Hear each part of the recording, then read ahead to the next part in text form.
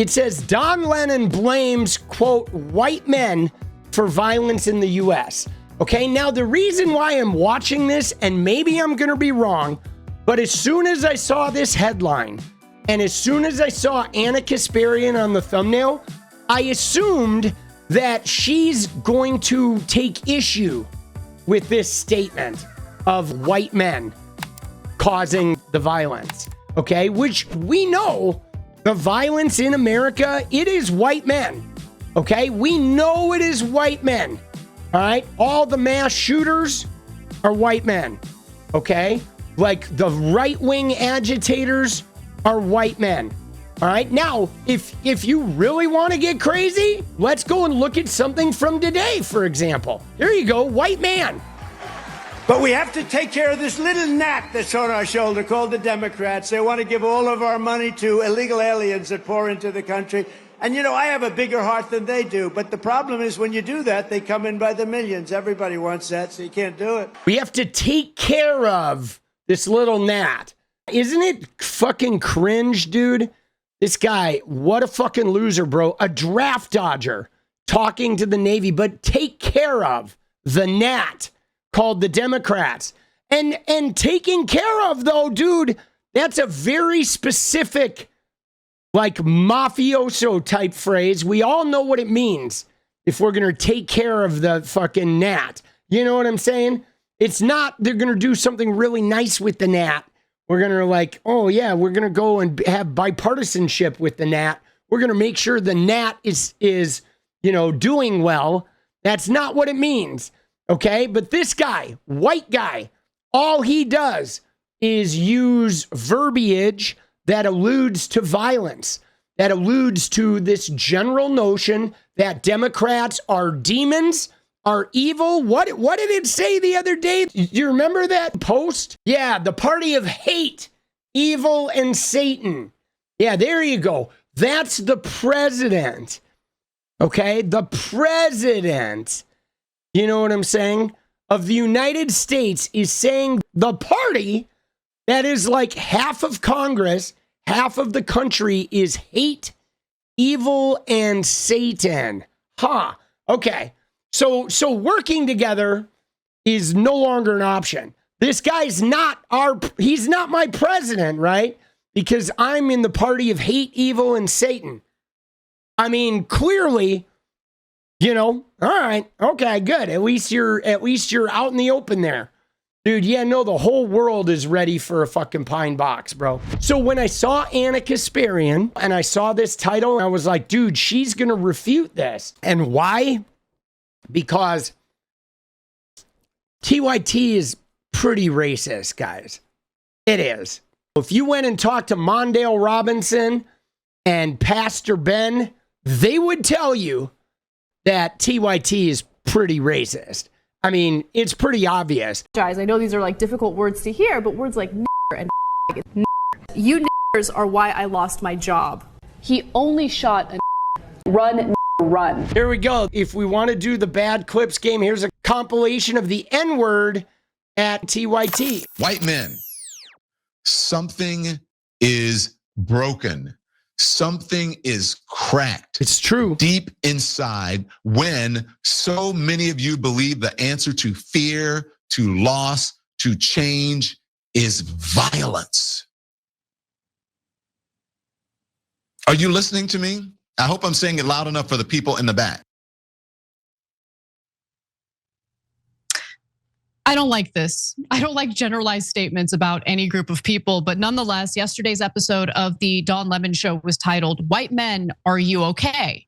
Dude, she says, I don't like generalized statements about groups of people, like the radical left, you say, or the homeless. Dude, you like that? Like, oh, I mean, I knew she wasn't right.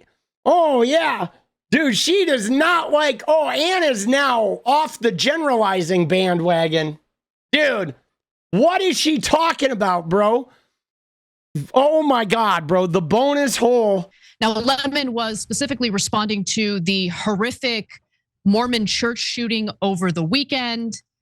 And it was a horrific shooting. The perpetrator also lit the church on fire. Two of the individuals who died as a result of the fire. Two others died because of gunshot wounds. But this was also an individual who had multiple deployments to the Middle East. He was a Marine, and we all know that there is a huge problem with our veterans not getting the treatment and the mental health care they need. There is, but you have this guy doing the shooting. You have the Desmond Holley in fucking Colorado, the neo-Nazi. You like going all the way back to the kids at Columbine. There is a long string of white men participating in mass events of violence. Like, you know, like for the love of fucking God, can we call a spade or what? Like to ignore it? I mean, and look at the world we live in. Yeah, you're right. All the way back to McVeigh. One goddamn trans person does a killing. One black guy does a killing. One immigrant does a killing. And we are going to fucking be inundated. That shit is going to be on speed run on our timelines for months. Okay? But like, my God, the mass shooters and the number of white guys, and we still can't talk about white men and violence. How is it that there can be 2,500 mass shooters and like 2,300 of them are white men, but we can't say, wow, there's a real violence problem with white men? Okay, why can't we say that? We could talk about all these other problems, you know, dude, like what the fuck, bro? So maybe the problem's actually a little more deep than someone's skin color. But nonetheless, over the course of this hour-long segment, he repeatedly blamed white men as a whole, kind of generalizing for the epidemic of mass shootings in America. Here's more. White men, are you okay? Are you okay? Because until you are, this country won't be okay. Until there's some sort of reckoning with your rage, with your racism, with your radicalization. It is white male radicalization. And we need to fight it like the national emergency that it has become. Now, dude, some of this is like really accurate. I mean, look at Charlie Kirk, guys. Okay? There are certainly some fans of Charlie Kirk across the spectrum of young men. But if you look at Charlie Kirk, if you look at that audience, it's all white guys. Where did he go? Where did he go to get Trump voters in the 2024 election? He went to fraternities, which are filled to the brim with white guys. Most fraternities, fraternity membership, there are some all black fraternities. He didn't go to any of those. And there are some black members, but most of the Greek system in colleges, especially if you go to a red state, they're all white guys. Okay? I mean, they're wearing white freedom shirts for the love of fucking God. That's not an accident. White freedom, not an accident, guys. Okay? That is a conscious choice. The radicalization of young white men is a conscious choice. And I mean, dude, look at what they're doing with the memes. If you look at all the government accounts right now, the Trump accounts, they're all doing memes and shit. They are all making content for like 10-year-olds, trying to get them hooked early into believing that, ooh, the Trump guys are really cool and fun and they like memes and they accept guys like me, you know, white guys like me, you know, that like want to be able to get the top job without being skilled. Okay, because that's the funny shit. Okay, Charlie Kirk says, oh, when I see a black pilot, I'm worried if he can do the job. Yeah, no, the real thing with these white guys is they want to be able to show up and get the top job, regardless of how qualified they are. That's what it really is. They want all those top jobs reserved for the white guys. Because the next shooter is already watching.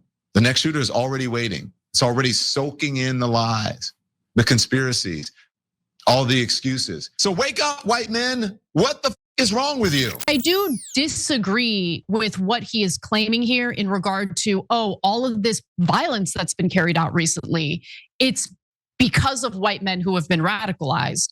When in reality, each terrible act of violence that we've talked about in recent weeks has a different reason. Okay, dude, what is she talking about? Like, dude, what is she talking about? Dude, let's just look at what happened. The video I made yesterday about Vincent Battelloro, the Charlie Kirk white guy who drove 70 miles an hour over those young girls. Like, bro, okay? He was radicalized. He was radicalized in the Charlie Kirk realm, right? Christianity radicalizes people against the immigrants, against the LGBTQ, right? Andrew Tate radicalizes people against women, okay? Donald Trump radicalizes people against Democrats, against the LGBTQ, against women, against immigrants. The radicalization is absolutely, we need to acknowledge it. We need to acknowledge how there's a pipeline in America where men are born white and they have a tremendous amount of power and privilege, and then they go into social media and society and they get inundated with the belief that they're being oppressed, that white men are in danger, Christians are in danger, okay? That like your livelihood is in danger because of the gays and because of the communists and the Marxists and Antifa and the immigrants and the women. And it's like, but white men have a tremendous amount of like power and privilege. You know, they may not recognize it because maybe they have other limiting factors like being poor or not being very smart or what have you, but they still have it. Okay, they could commit a crime and everyone's not going to be suspicious of white people because a white guy committed a crime. Okay, if they commit a crime against another white person, they're never going to go out there and be lectured on white crime. You know what I'm saying? If people that look like them move into the neighborhood, their property value ain't going down. I mean, come on, man. Wherever they go, the property values go up. Like, bro, like we have to acknowledge that. And yet they're like the loneliness epidemic. Hello? Why are the people with the most power and privilege in the whole country experiencing a loneliness epidemic? Why? Because they're being radicalized to exist inside a loneliness epidemic, okay? Where they're cut off, where they don't talk about their feelings, where the only way they participate socially is breaking down the other men around them, okay? They remain cut off.